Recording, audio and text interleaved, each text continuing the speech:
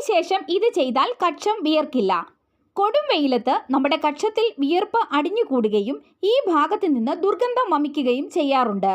ഇക്കാരണത്താൽ പലപ്പോഴും ആളുകൾ അടുത്തു വന്ന് ഇരിക്കാൻ പോലും ഇഷ്ടപ്പെടുന്നില്ല. പലപ്പോഴും നാണക്കേടും തോന്നും. കുളിക്കുമ്പോൾ ലൂഫ ഉപയോഗിക്കണം.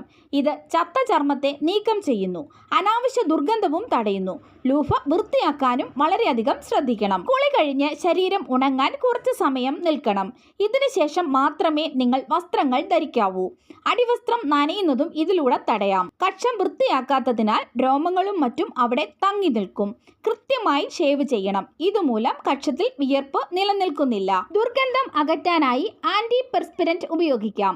ഇത് വിയർപ്പിന് കാരണമാകില്ല, കാരണം ഇത് വിയർപ്പ് ഗ്രന്ഥികളെ തടയുന്നു. കക്ഷത്തിലെ ദുർഗന്ധം അകറ്റാനും എപ്പോഴും ഉന്മേഷത്തോടെ ഇരിക്കാനും ഈ 5 കാര്യങ്ങൾ ശ്രദ്ധിച്ചാൽ മതിയാകും. വേനൽക്കാലത്ത് കോട്ടൺ വസ്ത്രങ്ങൾ ധരിക്കണം. ഇത് എളുപ്പത്തിൽ ശരീരത്തിലെ വിയർപ്പ് ആഗിരണം ചെയ്യും.